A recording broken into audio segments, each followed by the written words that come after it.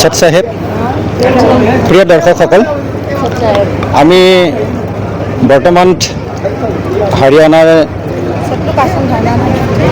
সন্ত ৰামপালতে মহাৰাজৰ সান্নিধ্যত গঠিত হোৱা সতলোক আশ্ৰমতে ধনানা ধামত আছোঁ। আমাৰ অসমৰ এয়া ভক্ত সমাজ। আচ্ছা কওকচোন আপুনি ক'ৰ পৰা আহিছে? মই অসমৰ গুৱাহাটীৰ পৰা আহিছোঁ, কামৰূপ ডিষ্ট্ৰিক্টৰ পৰা। হয়, কামৰূপ ডিষ্ট্ৰিক্টৰ পৰা আহিছোঁ মই। হয়, আপুনি এই মাৰ্গত কেতিয়া দীক্ষিত হৈছে? মই 2023 16 জুলাইত গৈছিলোঁ। 16 জুলাই। 16 জুলাই। আচ্ছা আপুনি ক'ৰ পৰা অনুপ্ৰেৰণা পাইছিলে ইয়াত দীক্ষিত হ'বলৈ? মই অনুপ্ৰেৰণা মানে ঠিক মই মানে এই পুস্তক সেৱা চলি আছিলে, পুস্তক সেৱাৰ পৰা এখন পুস্তক মই ফ্ৰীতে পালোঁ। হয়, সেই পুস্তকখন আছিলে জ্ঞান গংগাখন পঢ়ি উঠি খুব ভাল লাগিল। মানে মোৰ এটা অলপ আচৰিত ভাৱ লাগিল। আগতে আমি বিষ্ণু ধৰ্মৰে আছিলোঁ, হয়, কৃষ্ণ বা বিষ্ণু ধৰ্মৰ আছিলোঁ। তাতে আমি ব্ৰহ্মা বিষ্ণু মহেশ্বৰৰ যে মাক বাপেক আছে আমি জনা নাছিলোঁ, হয়, বা দুৰ্গা যে অইন এটা বেলেগ হেৰি আমি জনা নাছিলোঁ। আমি দুৰ্গা পাৰ্বতীকে দুৰ্গা বুলি ভাবিছিলোঁ, শিৱকে শিৱৰ পত্নীক দুৰ্গা বুলি ভাবিছিলোঁ। কিন্তু কিতাপখন পঢ়ি যিটো গম পালোঁ যে সম্পূৰ্ণ বিপৰীত হ'ল। এই জ্ঞানটোনো ক'ৰ পৰা পালোঁ তেখেতে, কেনেকুৱা কিনো। গতিকে আমি কিছুমান তেখেতৰ 4খন কিতাপ গোটেইখিনিয়ে পঢ়িলোঁ। যেনে জ্ঞান গংগা পঢ়িলোঁ, গীতা তোমাৰ জ্ঞান অমৃত, জীৱনৰ সুগম পথ, ভক্তিৰ পৰা ভগৱানলৈ, এই 4খন কিতাপে পঢ়িলোঁ। পঢ়ি উঠি কিছু প্ৰেৰণা পাই বোলে নহয় নাম দীক্ষাটো লোৱাই ভাল, কাৰণ গুৰু বিনেতো কোনো গতি নাই, গতিকে গুৰুৰ ধৰণ কৰাটো ভাল। আচ্ছা আপোনাৰ পৰ্যবেক্ষণতা আৰু আধ্যাত্মিকতাৰ স্তৰত আপুনি ক'ব খোজেনে যে ব্ৰহ্মা বিষ্ণু মহেশ এই তিনিওজনতে অবিনাশী? নাই, এই তিনিজনটো আগতে ভাবিছিলোঁ আমি অবিনাশী বুলিয়ে ভাবি আছিলোঁ। তাকে কৰোঁ যে যেতিয়া জ্ঞান গংগা পাই গুৰুদেৱৰ কিতাপ 4খন পঢ়িলোঁ, 4খন কিতাপতে পালোঁ যে ব্ৰহ্মা বিষ্ণু মহেশ্বৰ অবিনাশী নহয়, বিনাশী তেওঁলোক। আৰু তেওঁলোকৰ বিনাশীৰ এই প্ৰমাণটো গুৰুদেৱে দিছে বিভিন্ন আমাৰ ধৰ্মপুথিৰ আলম লৈ এনেকৈ দিছে। আৰু সেই ধৰ্মপুথিতে আমি কিছুমান অনুসন্ধানো কৰিলোঁ। যেনে তেখেতে গীতাৰ কথা কৈছে, গীতাৰ সঁচা কৰি আমি আগতে গীতা বুজিয়ে পোৱা নাছিলোঁ। আৰু ঠিক তেনেদৰে 4খন বেদৰ কথা ক'লে, 4খন বেদৰ কথাটো 4খন বেদতে কবিৰৰ নাম আছে, কিন্তু কবিৰৰ কথাটো আমি নাজানো। গতিকে আমি যেতিয়া ফাৰ্ষ্ট পঢ়িছিলোঁ তেতিয়া ৰিণিকি অলপ মনত পৰে। আমি কবি বুলিহে জানিছিলোঁ কবিৰক। তেওঁ মানে কবিতা লিখিছিলে, কবিৰক আমি কবি বুলিহে জানিছিলোঁ। কিন্তু এতিয়া গম পাইছোঁ যে কবিৰ যে ভগৱান হয়, আৰু কবিৰ যে ভগৱান হয় 4 বেদত আছে, প্ৰমাণ দেখুৱাই দিলে গুৰুদেৱে। এইখিনি পালোঁ, এইখিনি আছে। বেদৰ বাহিৰে 4 বেদৰ বাহিৰে আৰু অন্য ধৰ্মশাস্ত্ৰত প্ৰমাণ আছেনে বাৰু? প্ৰমাণ পাইছোঁ কবিৰৰ, যেনে আমাৰ বাইবেলত পাইছোঁ, আৰু আমাৰ কোৰাণত পাইছোঁ, কোৰাণ চৰিফত। তাৰপিছত আপোনাৰ গুৰু চৰিত্ৰত পাইছোঁ, গুৰু গ্ৰন্থ চাহিবৰ তাতেও পাইছোঁ। গুৰুদেৱে আমাৰ বিভিন্ন ধৰ্ম পুথিৰ তাৰমানে আলম লৈ দেখুৱাই দিছে।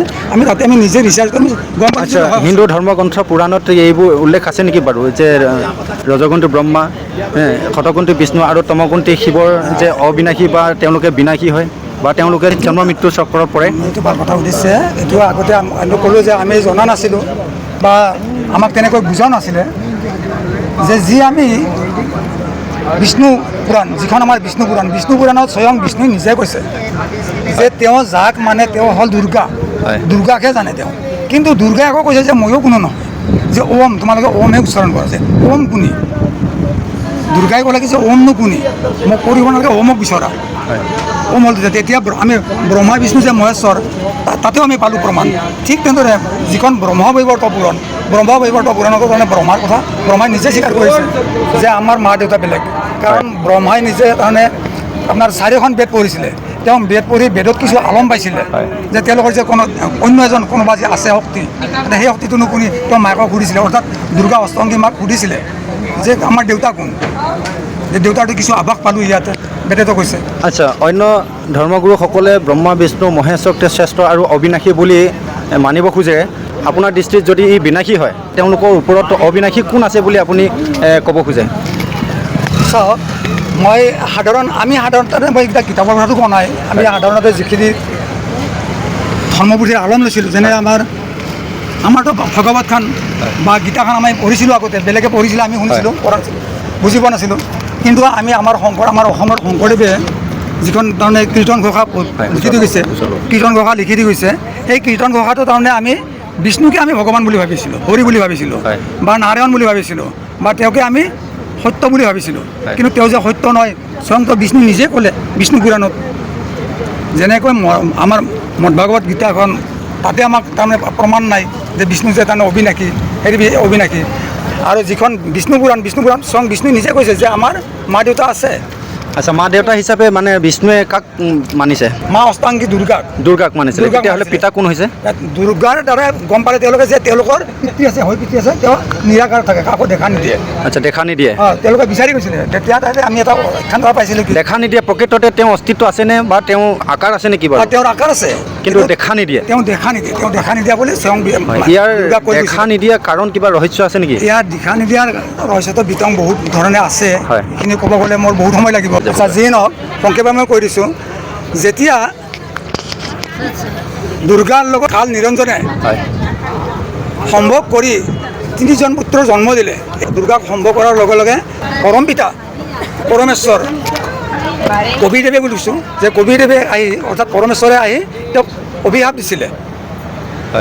যে দুৰ্গাৰ লগত অষ্টাংগীৰ লগত যিটো তেওঁ ব্যৱহাৰ কৰিলে, সেই ব্যৱহাৰৰ কাৰণে অভিশাপ দিছিলে যে তুমি এইটো কাম কৰিলা, গতিকে তুমি আজিৰ পৰা তুমি 1 লাখ মানুহ সদৃশ জীৱক তুমি ভক্ষণ কৰিবা আৰু 1,25,000 তাৰপিছত জন্ম দিব তাৰমানে অষ্টাংগীয়ে, সেইধৰণে কৈছিলে। গতিকে তেনেকুৱা ধৰণে আখ্যানটো পাইছোঁ। আৰু এইখিনি ক'ব গ'লে বহুতখিনি দীঘলীয়া হ'ব।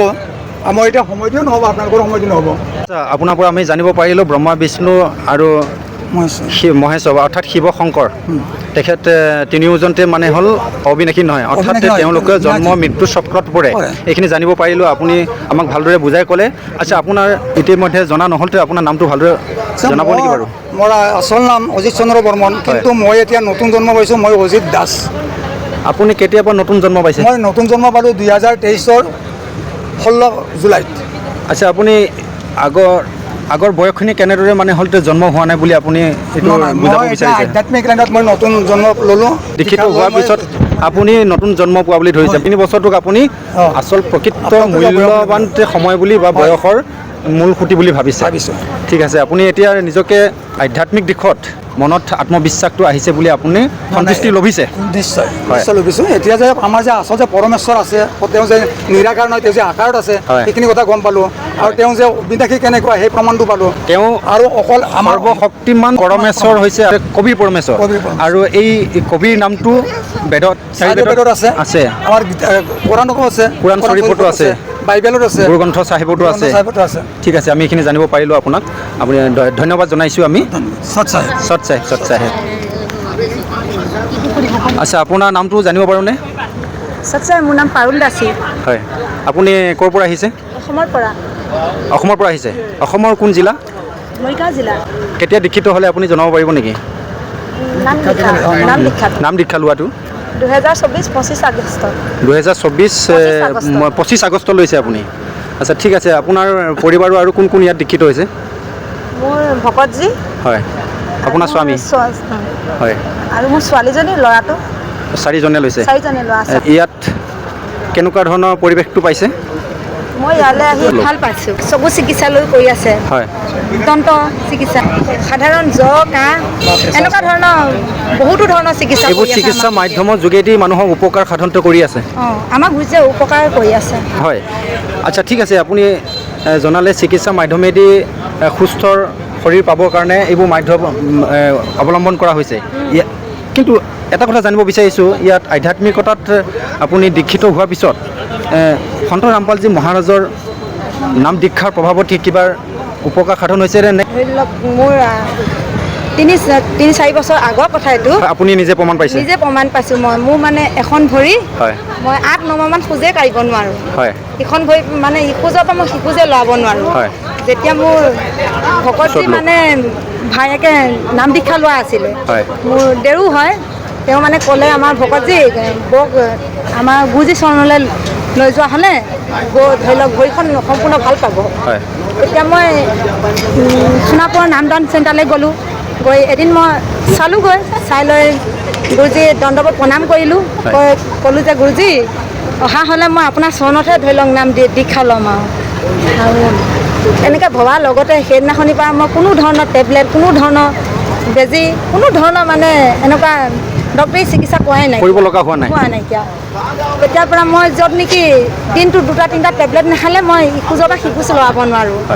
যেতিয়াই মই এমাহ চাই লোৱাৰ পিছত যেতিয়া পিছ মাহত মই নাম দীক্ষা ল'লোহি, তাৰ পৰা মই কোনো ধৰণৰ টেবলেটেই ব্যৱহাৰ কৰা নাই। আপোনাক ভকতজি কি ক'ম মোৰতো তেতিয়াৰ পৰা মই সুস্থ শৰীৰ লৈ ঘূৰি ফুৰিছোঁ এতিয়া আপোনালোকৰ আগত সম্পূৰ্ণ সুস্থ শৰীৰ লৈ থিয় হৈ কথা কৈ আছোঁ হয় হয় আমি গম পাইছোঁ আপুনি অসমৰ পৰা ইয়ালৈ আহিছে আগতো আহিছে নেকি আপুনি কিমানবাৰ আহিছে আগত মই 3বাৰ আহিছোঁ আচ্ছা ইয়াত যে আপুনি ইয়ালৈ আহিলে গুৰুজী দৰ্শনৰ কাৰণে আহোঁ দৰ্শনৰ কাৰণে আপোনাক মাতা হৈছিল নেকি বাৰু মাতা হৈছে এইবাৰ হয় দৰ্শনৰ কাৰণে মাতা হৈছে আচ্ছা আপোনাৰ দৰ্শন কৰা হৈ গৈছে নেকি মোক গুৰুজী দৰ্শন কৰা হোৱা নাই 25 তাৰিখে আমাক ধৰি লওক দৰ্শন আচ্ছা অসমৰ পৰা যিখিনি আহিছে সেইখিনি গোটেইখিনিকে 25 তাৰিখে দৰ্শন দিম বুলি উল্লেখ কৰিছে নেকি উল্লেখ কৰা হৈছে 25 তাৰিখে তেতিয়াহ'লে আপোনালোকে কালি পৰহিলৈ ৰখিব লাগিব ৰখিব লাগিব ঠিক আছে 25 তাৰিখে আমি ধৰি লওক গুৰুজী দৰ্শন পাম বুলি ভাবিছোঁ আৰু হয় হয় তাৰ কাৰণে আপোনালোকৰ মনত উৎসুকতা বাঢ়ি আছে উৎসুকতা বাঢ়ি আছে হয় হয় স্বয়ংপূৰ্ণ পৰমাত্মাক দেখা পাম হয় আচ্ছা আপুনি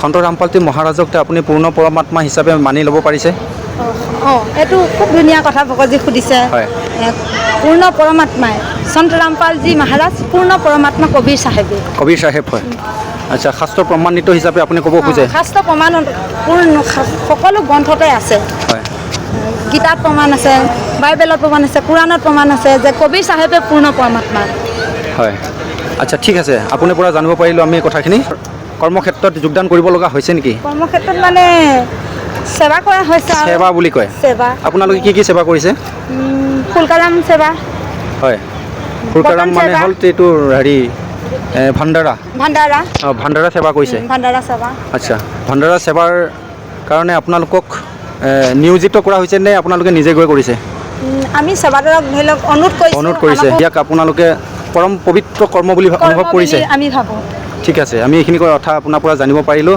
আপুনি শ্ৰদ্ধাৱান ভক্ত হিচাপে আপুনি এজন ভকত হয় ঠিক আছে আপোনাক আমি বহুত বহুত ধন্যবাদ জনাইছোঁ দৰ্শকসকল আমি এই ভকতসকলৰ লগত অলপ বাৰ্তা আলোচনা কৰিলোঁ আৰু ইয়াত অনেকটা ভক্ত আছে আমি সময় অনুসৰি আমি দুই এজনৰ লগতে কথা পাতি সামৰিব বিচাৰিছোঁ ঠিক আছে ধন্যবাদ আপোনাৰ নামটো ক'ব মোৰ নাম শ্ৰী ৰিংকুমণি দাসে হয় আপোনাৰ ঘৰ ক'ত মোৰ ঘৰ গুৱাহাটী মালিগাঁৱত গুৱাহাটী মালিগাঁৱত আচ্ছা এনেই আপুনি ইয়াত দীক্ষিত কেতিয়া হ'ল মই তোমাৰ 2025 12 জুলাই আচ্ছা দীক্ষিত হোৱাৰ পৰা আপুনি কিবা প্ৰমাণ পাইছে মোৰ মানে মোৰ অসুবিধাটো মানে মোৰ ভালকৈ হোৱা নাছিলে পিৰিয়ডটো তেতিয়া মানে মই দীক্ষাটো ল'লে মোৰ হাজবেণ্ডে আগতে লৈছিলে হয় তাৰপিছত মানে মই 1 বছৰমান চাইছিলোঁ এতিয়া ছোৱালী থাকোঁতে ভাবিছিলোঁ এইবিলাক কিনো মানে হাজবেণ্ডে বহুত কৈছিলে আৰু ভাবতে আৰু মই 1 বছৰমান কিতাপখন জীৱনৰ সুগম পথখন পঢ়িছিলোঁ জীৱনৰ সুগম পথ তাৰপিছত পঢ়াওঁতে মানে মই জ্ঞানটো মানে বুজি পালোঁ তাৰপিছত মই হাজবেণ্ডক ক'লোঁ আৰু মোকো লৈ ব'লক